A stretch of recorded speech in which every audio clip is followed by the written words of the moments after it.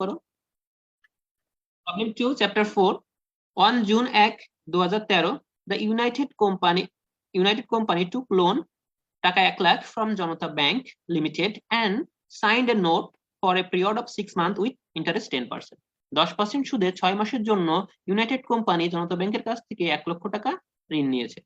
এখন রিকোয়ারমেন্টে বলেছে prepare the journal entries two June 1। দেখো আগের অঙ্কেও বলেছিল জুন 1, এই অঙ্কেও বললো জুন 1। তো জুন 1 জার্নাল কি হয়েছিল, সাইন করেছিলাম, সাইন করেছি, কি দেওয়া আছে, ইন্টারেস্টের রেট দেওয়া আছে।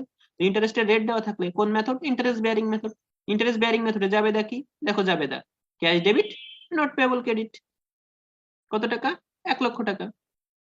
ওকে, 2 number prepare the adjusting entry on June 30। একই, জুন 1 নিয়েছিলাম, জুন 30 অ্যাডজাস্টিং জার্নাল শেষে কয় মাসের, 1 মাসের।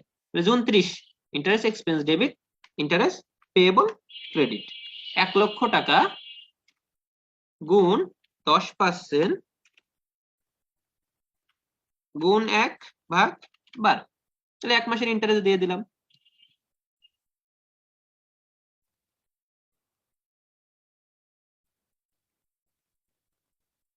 কোনো কোশ্চেন আছে? আছে কোনো কোশ্চেন? 3 নম্বর, এবার 3 নম্বরটা একটু মনোযোগ দিয়ে দেখবা সবাই। বলেছে prepare the journal entries maturity which November 30। এই এন্ট্রিটা আর আগের অঙ্কের এন্ট্রিটা, আগের অঙ্কে কি বলেছিল, prepare the entry at maturity December 1 অ্যাজুমিং monthly adjusting entry have been made from November 30। দেখো এক্সট্রা যে কথাটুকু বলেছিল অ্যাজুমিং monthly adjusting entry have been made from November 30, এই কথাটুকু কিন্তু এবারের এই অঙ্কে বলা নেই। শুধু এবার অঙ্কে কি চেয়েছে, মেয়াদ উত্তীর্ণ হয়ে গেছে সেই জাবেদা চেয়েছে। জুন 1 থেকে নভেম্বর 30, 6 মাস মেয়াদ শেষ, 6 মাস মেয়াদ শেষ। এবার মেয়াদ শেষে কি করতে হয়, পরিশোধ করতে হয়। পরিশোধের জাবেদা কি, পরিশোধের জাবেদা হচ্ছে note payable debit, interest payable debit, cash credit. একটা কথা কিন্তু আমি বারবার বলছি তোমাদের, যে পরিশোধ করার সময় আমরা কিন্তু সুদ সহ পরিশোধ করব। সুদ সহ, কয় মাসের সুদ দেওয়ার কথা ছিল, 6 মাসের সুদ।